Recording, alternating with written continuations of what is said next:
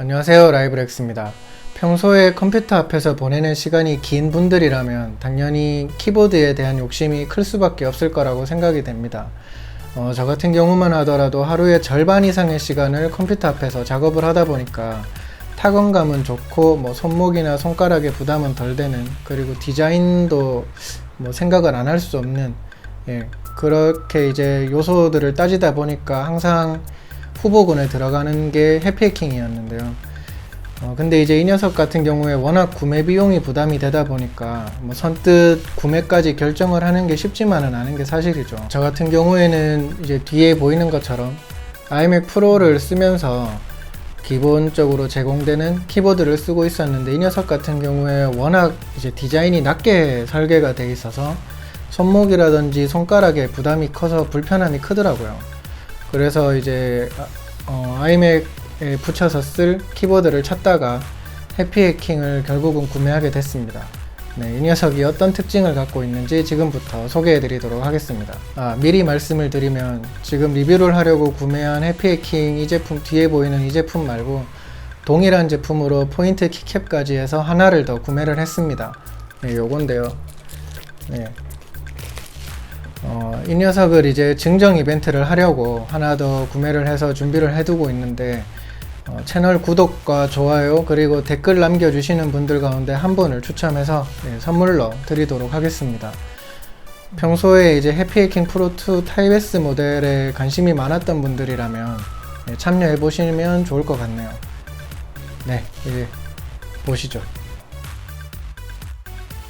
키보드를 말할 때 가장 중요한 건 물론 타건감일 겁니다. 하지만 그 못지않게 중요하게 다가오는 지점이 바로 디자인이죠. 해피해킹 프로2 타입 S는 관련해서 상당히 좋은 인상을 전하고 있네요. 사이즈가 아담해서 경우에 따라서는 휴대하면서도 쓸 수 있는 그런 정도의 수준을 보이고 있는데요. 평소에 이제 레트로 느낌을 선호했던 분들이라면 특히 더 매력적으로 다가오지 않을까 생각이 됩니다. 일반적으로 키보드가 크기가 작다는 건 들어가야 할 키 가운데 일부가 빠졌다는 것을 쉽게 짐작할 수 있는 대목인데요. 한눈에 보더라도 이 녀석은 흔히 보이는 자판 상당수가 없는 걸 알 수 있네요. 이런 이유로 해피해킹을 처음 쓰는 사람들이 가장 힘들어하는 게 레이아웃에 익숙해지는 건데, 그 중심에 있는 게 바로 우측 끝자락에 있는 펑션 키입니다. 펑션 키를 누른 상태로 자막 아래쪽에 비치는 기능들을 구현할 수 있는데요. 방향키라든지 페이지 업다운 등 여러가지 기능을 이 버튼과 조합해서 활용할 수 있어요. 이거는 방금 말한 것처럼 처음 해피해킹을 쓰는 분들께 상당히 낯선 지점으로 다가올 듯 합니다. 근데 이제 저 역시도 처음에는 꽤 어색하기도 했는데, 이게 익숙해지면 타건 시 동선이 짧아지는 장점이 있어서 예전에 쓰던 다른 키보드와 비교했을 때 훨씬 빠른 타이핑이 가능한 장점으로 작용하기도 하더라고요. 개인적으로는 하루 정도 꼬박 쓰다 보니까 이제 제법 손에 익는 느낌도 들었는데, 대부분 이제 하루 이틀 정도 쓰시면 익숙해지지 않을까 하는 그런 생각이 스쳤습니다. 평소에 해피해킹을 눈여겨보셨던 분들이라면 아시겠지만 이 녀석은 무접점 방식의 키보드입니다. 그래서 손이 편한 키보드를 말할 때 주로 언급되는 기계식과는 또 다른 키감을 전하는 게 특징인데요. 이 부분에 대해서는 좀 더 뒤에서 소개를 해드리도록 할게요. 여담이지만 해피해킹을 이용하는 분들이 필수에 가깝게 쓰는 게 포인트 키캡이죠. 레드와 블루로 기본 구성과 완전히 다른 느낌을 전하는데요. 혹시나 모르는 분들이 계실까 싶어서 말씀을 드리면 이거는 별도로 구매를 해야 됩니다. 안 그래도 비싼 녀석인데 이런 부분은 분명 아쉬움으로 말할 수 있을 것 같네요.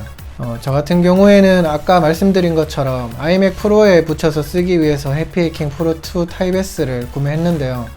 보통 이제 맥 기반에 연동을 한다고 하면 키 설정에 대해서 궁금증을 갖는 분들이 많더라고요. 저도 처음 구매를 했을 때 인스타그램으로 먼저 공유를 했었는데, 쪽지나 이런 방법을 통해서 이 부분에 대해서 질문을 많이 주시더라고요. 그래서 설명을 드리면, 해피해킹의 경우에는 딥 스위치라는 게 있어서 각각을 켜고 꺼서 필요한 세팅을 원하는 대로 할 수가 있습니다. 제품 바닥면에 보면 관련해서 이제 자세한 설명이 있는데요. 맥 경우에는 주로 2번을 켜면 큰 무리 없이 사용을 할 수가 있어요. 저 같은 경우에는 사실 큰 의미는 없지만 혹시나 해서 이제 3번도 켜두고 있는데 맥 기반 컴퓨터에서 쓰려는 분들이라면 2번 스위치를 켜서 활용을 하시면 되겠습니다. 참고로 이용자에 따라 다르겠지만 윈도우 기반에서는 보통 1번과 3번 그리고 5번을 켜서 쓰시면 무난하다고 알려져 있으니까 참고하시면 될 것 같네요. 근데 맥 기반에서 여전히 이슈가 되는 거는 웨이크업 기능을 담당하고 있는 6번 스위치인데요. 시에라부터였던 것 같은데 맥OS 잠자기 모드를 해제할 때 해피해킹 프로2 등이 먹통이 되는 현상이 있습니다. 해피해킹 측에서는 관련된 드라이버를 제공하고 있기도 한데요. 그런데 이거를 설치한다고 해서 다 해결이 되느냐 하면 또 그렇지도 않아요. 저 같은 경우에는 계속 같은 문제가 있어서 해외 포럼이나 커뮤니티 등을 꾸준히 살펴봤는데요. 트랙패드라든지 마우스 등처럼 잠자기를 깨울 수 있는 또 다른 장치가 연결돼 있으면 저처럼 계속해서 먹통 현상이 발생한다고 하더라고요.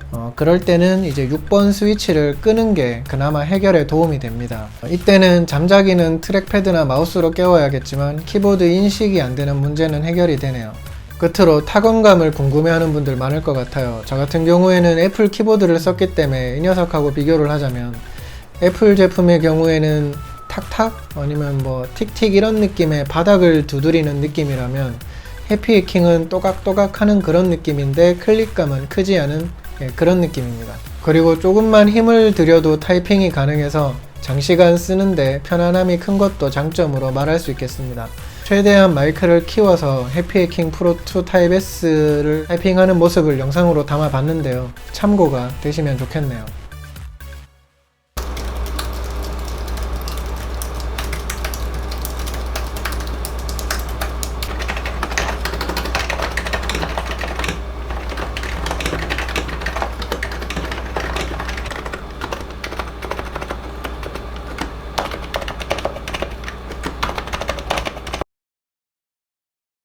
지금까지 해피해킹 프로2 타입 S 모델에 대해서 살펴봤습니다. 키감이라든지 디자인 이런 부분에 대해서는 사실 거의 이견이 없을 것 같아요. 워낙 만족감이 높아서 저도 이제 실제로 써보면서 지금까지 고민했던 시간이 이제 아까울 만큼 그런 느낌을 받을 수 있었는데요.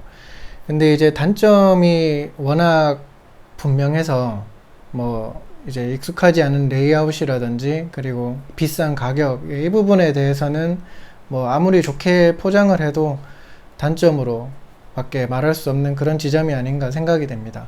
그럼에도 평소에 손가락이라든지 손목에 대한 부담이 컸던 분들이나 아니면 타건감을 중요하게 생각하는 분들이라면 금전적인 부담을 최소화할 수 있을 때 한번 고민해 보시는 건 나쁘지 않을 것 같네요. 이번에 준비한 영상은 여기까지입니다. 앞서 말씀드린 것처럼 해피해킹 프로2 타입 S 모델에 대한 증정 이벤트를 진행하고 있으니까 평소에 이 녀석에 대한 관심 그리고 욕심이 있었던 분들은 이번 기회에 한번 참여를 해보시는 것도 좋을 것 같네요. 구독과 좋아요 그리고 많은 댓글 부탁드리겠습니다. 감사합니다. 끝!